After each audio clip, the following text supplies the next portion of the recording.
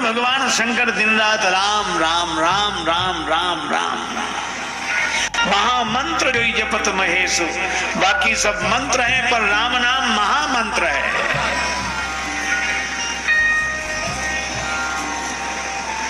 मैं आपसे यह पूछ रहा हूं कि शंकर जी जिस महामंत्र का जप करते हैं तो ये राम वही है, दशरथ जी के पुत्र राम जी। मुझे तो नहीं लगता कि ऐसा हो। इनका नाम क्यों लेंगे शंकर जी? एक तो राम जी महाराज दशरथ के पुत्र हैं,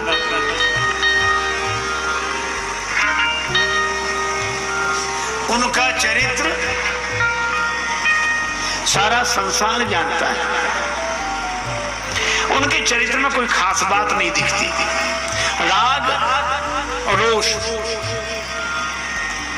प्रिया से राग और इसलिए प्रिया का हरण करने वाले रावण पर रोष, यही दो दोष हमें दिखते हैं। क्या इन्हीं का नाम शंकर जी लेते हैं? हम गुरुदेव आपसे इसलिए पूछ रहे हैं कि होय न विमल विवेक और गुरु सन किए दुराव। गुरु से कपट करने पर ज्ञान नहीं होता।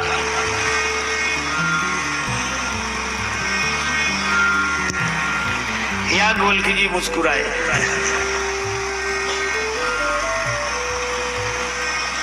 एक बार एक सज्जन हमसे कहने लगे कि श्री कबीरदास जी ने तो कहा एक राम दशरथ का बेटा, एक राम घट घट में बैठा, एक राम का सकल पसारा, एक राम सब जग से न्यारा। तो महाराज कितने राम हैं? चार तो यही हो गए। हमने कहा कि संत की वाणी समझो, उन्होंने चार कहा ही नहीं, एक ही कहा, एक राम दशरथ का बेटा एक। हाँ, तो हमने कहा अगर इसको ऐसे कह देते कि वही राम दशरथ का बेटा, वही राम घट घट में बैठा, उसी राम का सकल पसारा, वही राम सब जग से न्यारा। तो बोले महाराज एक फिर ऐसे कैसे हो सकता है कि दशरथ जी का बेटा भी वही हो और घट घट में बैठा भी वही हो और साकार भी वही हो, निराकार भी वही हो और उसी का सारा पसारा हो और वो सबसे न्यारा हो? ये बात हमारी समझ में नहीं आती। हमने कहा एक बात बताओ, तुम एक हो कि नहीं? हाँ बोले हम तो एक हैं। हमने कहा बाप के सामने बेटे हो, बेटे के सामने बाप, तो बेटे हो कि बाप? बाप के सामने बेटे, बेटे के सामने बाप, चाचा के सामने भतीजे, भतीजे के सामने चाचा, बेटी का बेटा देखेगा नाना नाना, अब बेटे का बेटा देखेगा बाबा बाबा, तो बाबा हो कि नाना? आप बाबा हो, आप नाना हो, आप मामा हो, आप चाचा हो, आप भतीजे हो।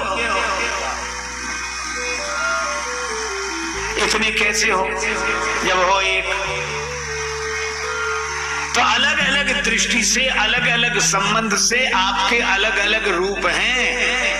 इसी तरह वह एक ही है।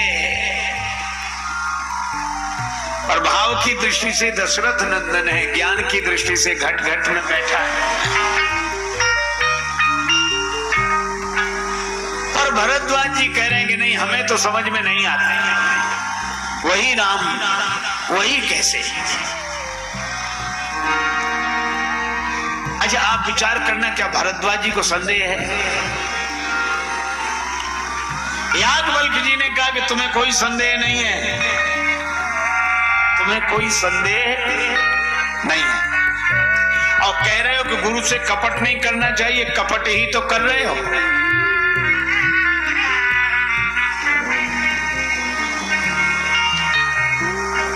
तुम्हारे मन में संदेह नहीं है, लेकिन जिन लोगों को यह संदेह है उनकी तरफ से तुम यह प्रश्न कर रहे हो।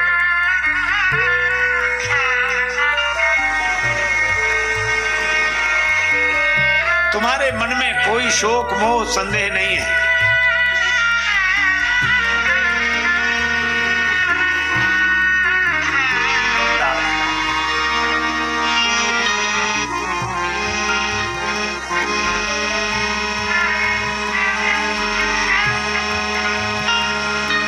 चतुराई तुम्हारी मैं जानी,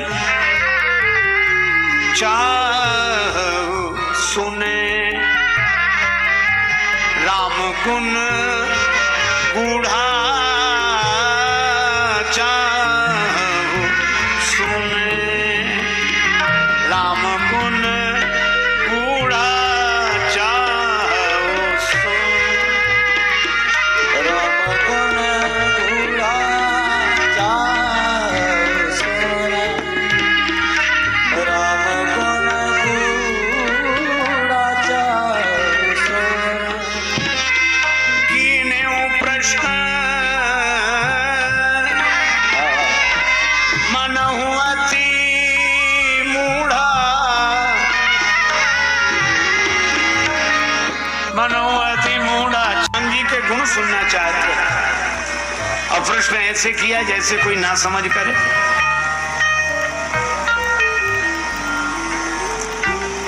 बादशाह अकबर ने संगीत सम्राट तानसेन से कहा कि आपसे भी कोई उत्तम गाता है? तानसेन ने कहा, हाँ हुजूर, हमारे गुरुदेव श्री स्वामी हरिदास जी, उनका गाना सुनवाओ कभी। तानसेन जी ने कहा कि वे किसी सामान्य बादशाह के लिए नहीं गाते, वे तो जगत के बादशाह के लिए गाते हैं, जगदीश्वर के लिए गाते हैं। तो मुझे तो गाना सुनना है, छद्म वेश धारण करके चलो। बादशाह छद्म वेश धारण करके गया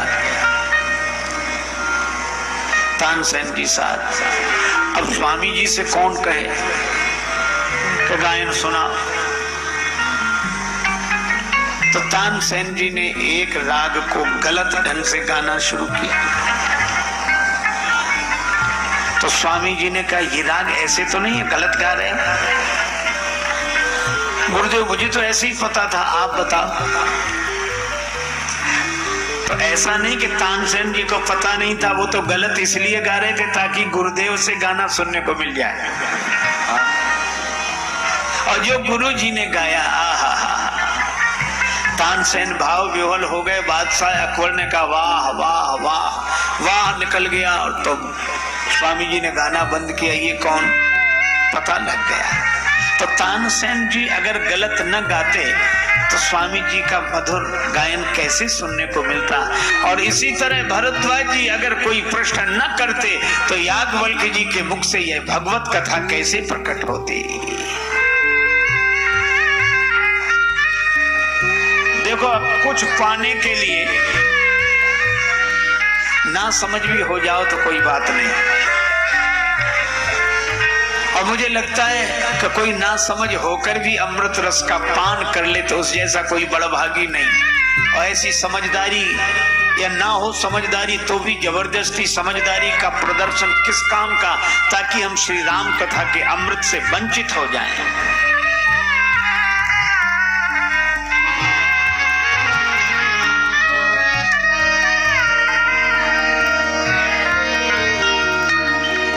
और यहाँ आप लोग बड़े विज्ञ पुरुष हैं, एक बात मैं और कहता हूं कि भरद्वाज जी को तो संशय नहीं है, पर सती माता को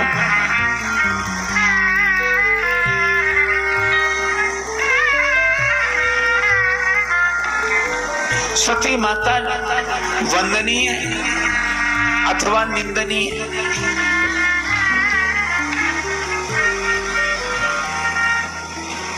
एक महापुरुष ने बहुत अच्छी व्याख्या करते हुए कहा कि सती जी में उनके पिता दक्ष का भाव है, इसीलिए कहा गया चले भवन संग दक्ष कुमारी। और इसीलिए उन्होंने भगवत कथा नहीं सुनी, क्योंकि दक्ष कुमारी। चतुर लोग नहीं सुनते।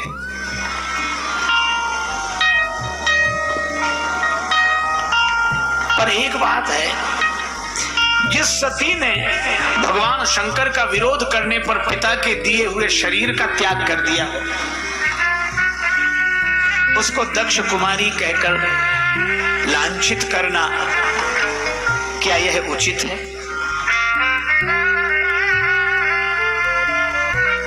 पर व्याख्या बड़ी अच्छी है। तो एक दूसरे महापुरुष का भाव सुना। उन्होंने कहा कि नहीं नहीं, सती जी वंदनीय है। हमने कहा कैसे?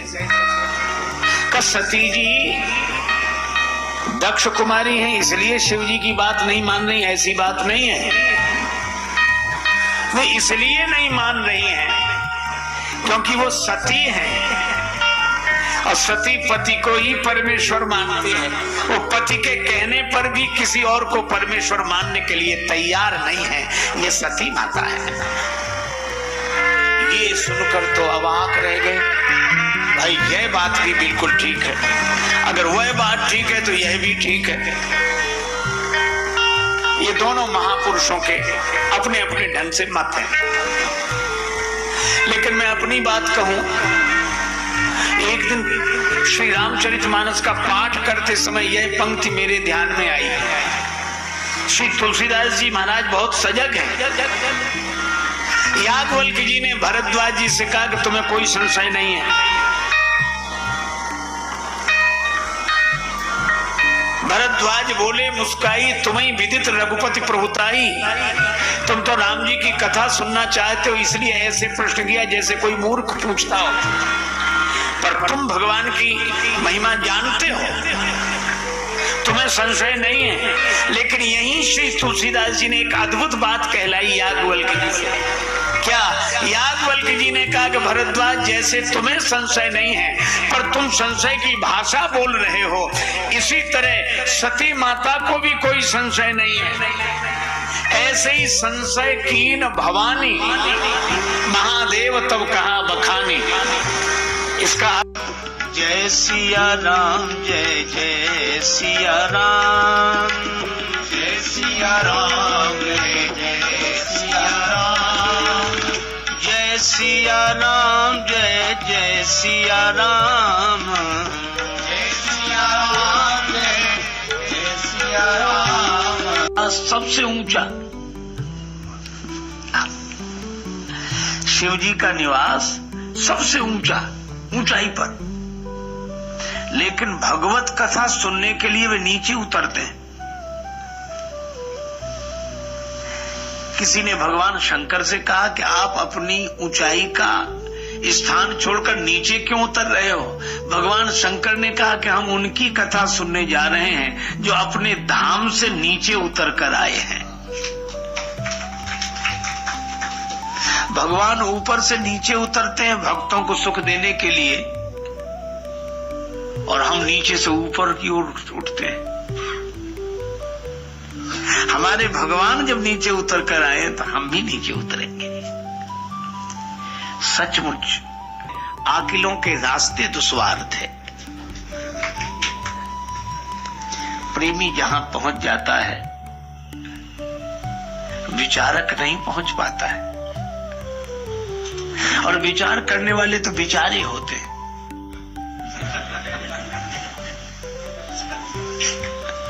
हमें विचार अवश्य करना चाहिए, विचार जरूर करें, लेकिन विचार ही तो न करते रहें। जब शंकर जी ने कहा कि मैं प्रणाम करूंगा तो सारी दुनिया जान लेगी कि भगवान है, तो राम जी मन ही मन मुस्कुराए और उनको लगा कि जरा सखा से विनोद भी कर लिया जाए। तो राम जी ने मन ही मन कहा कि भोले बाबा, क्या मेरा जान लेना इतना आसान है कि आप प्रणाम करोगे और लोग जान लेंगे कि मैं भगवान हूं? शंकर जी बोले सीधी सी बात है, जब मैं प्रणाम करूं तो कौन नहीं मानेगा कि आप भगवान हो? भगवान ने कहा कि इतना आसानी से नहीं जानेंगे ये लोग। सोई जाने जे देव जनाई, राम कृपा बिनु सुन खगराई, जाने न जाए राम प्रभुताई। शंकर जी बोले वो ठीक है, लेकिन हम प्रणाम करेंगे तो बहुत लोग आपको जान लेंगे। राम जी बोले तो हम भी ऐसा मायामय रूप लेकर आ रहे हैं कि सारी दुनिया को बाद में जनाना कि हम भगवान हैं। पहले अपनी भार्या सती जी को ही समझा लो कि हम भगवान हैं तो जाने। ये सखा का विनोद। सेवक स्वामी सखासी पी के सेवत स्वामी। सुगम अगम नाना चरित सुन मुनिमन भ्रम हो। निर्गुण स्वरूप के बारे में हम जैसा सुनते हैं वैसे ही समझते हैं, वैसे ही अनुभव में आता है। पर ये सगुण लीला तो हे भगवान, कुछ सुने, कुछ देखें, कुछ दिखाई पड़े। बड़े बड़े लोग समझाते तब। हमारे ब्रज में तो कहते ही है वृंदावन की लीला, जहां में ऋषि मुनि गए हार। बड़ी अद्भुत लीला है। रूप बनाया, श्री सीता जी के विरह में रोते हुए जा रहे हैं। अच्छा, अब देखना कैसी अद्भुत लीला है।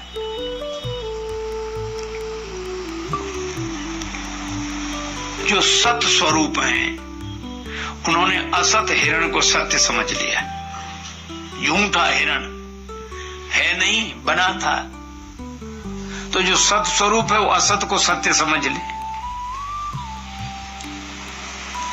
अच्छा, रावण लाए इसीलिए था मारीच को कि अगर भगवान होंगे तो ये समझ लेंगे कि मारीच है, और अगर समझेंगे कि हिरण है तो मैं समझ लूंगा ये भगवान नहीं है। पर भगवान मन ही मन हंसते कि आपको जान लेना इतना आसान नहीं है। इतना आसान नहीं है। किसी ने कहा कि आपने ज्ञान क्यों नहीं दिया कि हम भगवान हैं? राम जी बोले, जो घर से ही फैसला करके चला हो कि हमसे भजन तो होगा नहीं, भजन हम करेंगे नहीं, जिसे भजन करना ही नहीं उसे भगवान का ज्ञान देने से फायदा क्या है, लाभ क्या है? तो असत हिरण को सत्य समझ लिया, और 10 खोपड़ी वाला रावण भी समझ गया कि भगवान नहीं है। और एक बात देखो, जो चित्त स्वरूप है वो जड़ प्रकृति से पूछता फिर रहा है। तुम देखी सीता मृग नैनी, और पूछत चले लता तरुपाती, लताओं से, वृक्षों से, बेल से। और जो चित्त स्वरूप उसे खुद ज्ञान होना चाहिए कि इन वृक्षों से हे खग मृग हे मधुकर श्रेणी। अच्छा, जो आनंद स्वरूप है वो रोते दिखाई दिया। हाँ जानकी तो ही बिनो आजू। अब बोलो, इनको कोई सच्चिदानंद कहेगा? इसलिए बहुतों ने तो ये लीला देखकर माना ही नहीं कि ये भगवान हो सकते हैं। अच्छा, बड़े बड़े विचारक परेशान किया ही नहीं। लेकिन एक बात है, भगवान फिर भी भगवान है। पर शंकर जी ने देख लिया कि सच्चित आनंद रूप होकर ऐसी लीला कर रहे हैं। शंकर जी ने जो लीला देखा, कब किस पर गिर जाए दीवार कोई ठिकाना नहीं है।